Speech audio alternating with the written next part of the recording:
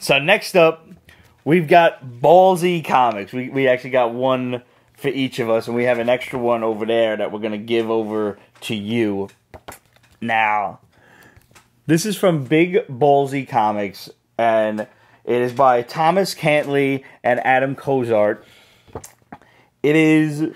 madness. It absolutely is. It is like a love song to anyone who grew up in the 80s.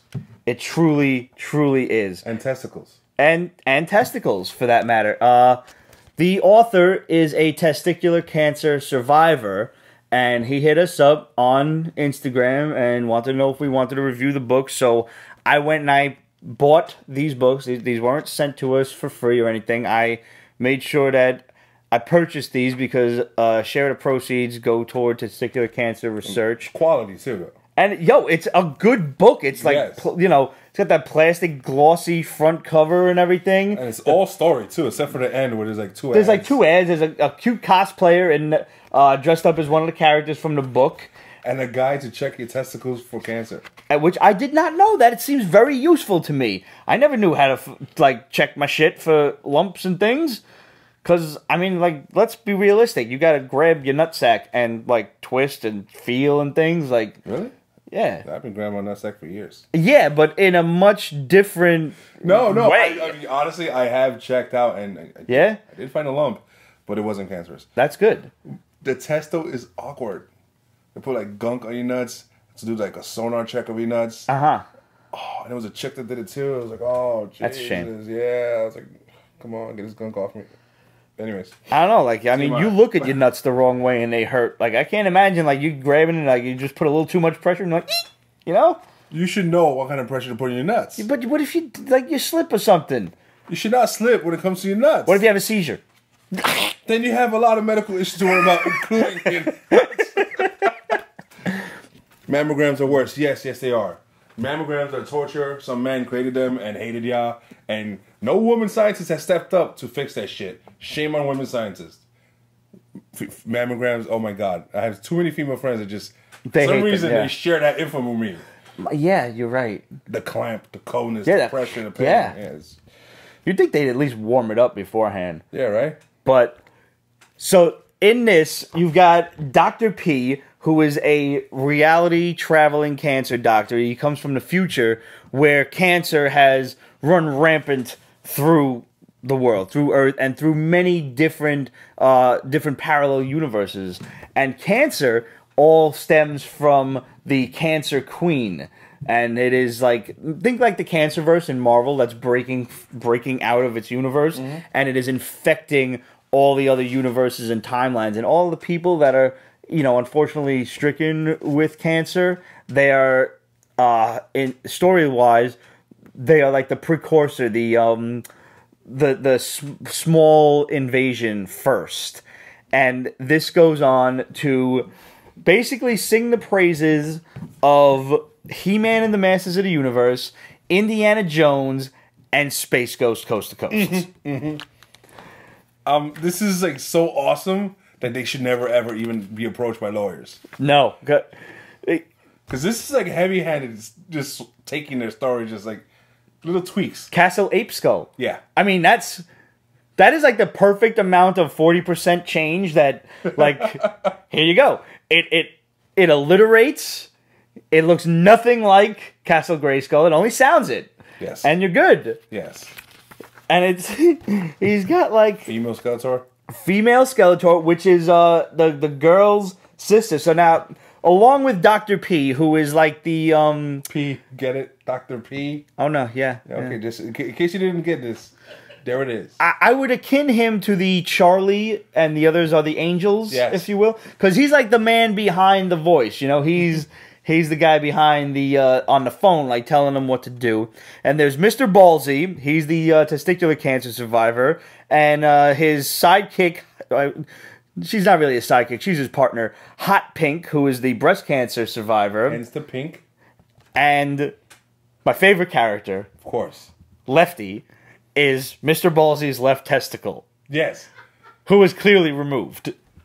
And talks and flies and just constantly there. And Vader is the dog. He's the pooch who kind of looks like a bit of a schnauzer of some sort.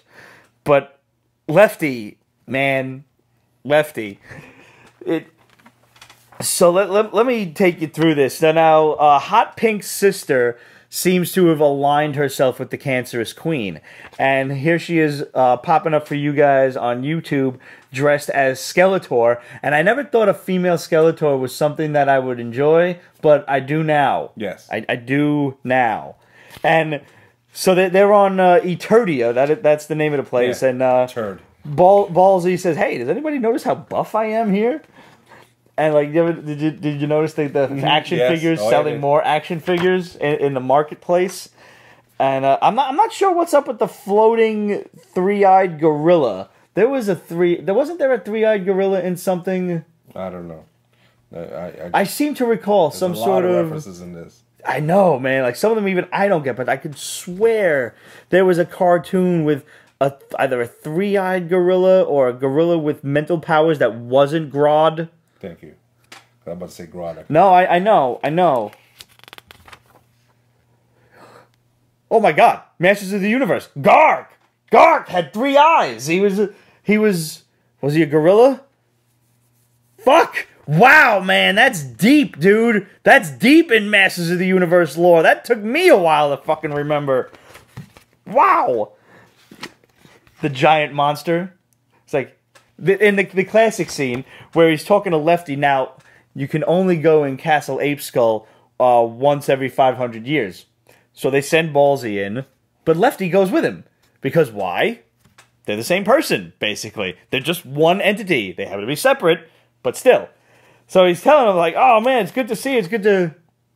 He's behind me, isn't he? Yes, he is. Yes, he is. The artwork is so much fun. We have seen indie books before, and we have enjoyed indie books before.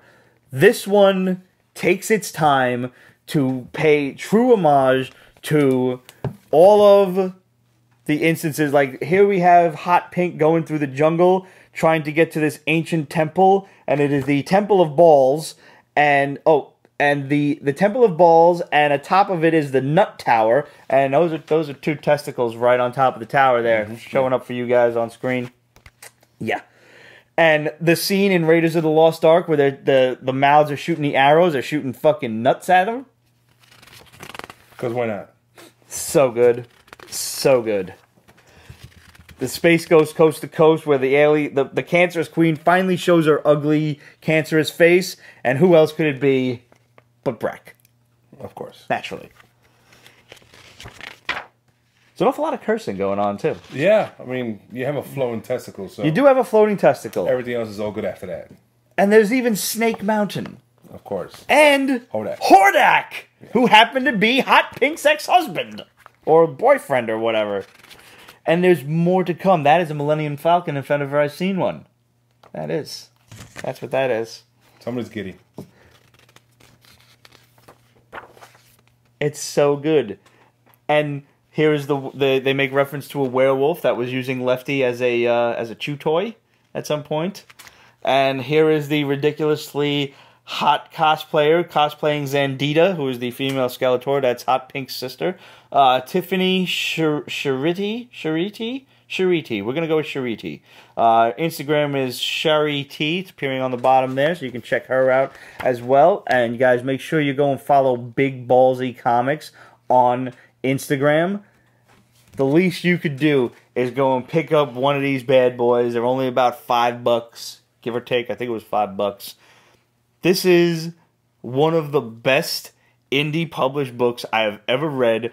The artwork is phenomenal. The quality of the book itself is phenomenal and worth the price of admission. Because how many times you get an indie book that there's mad typos and there's all the time. All the time. And the art here is good and consistent. And yeah, it's fun. It's just cartoony enough that you're drawn in and you're brought into that like 80s cartoon like what's the word I'm looking for? The 80s cartoon nostalgia?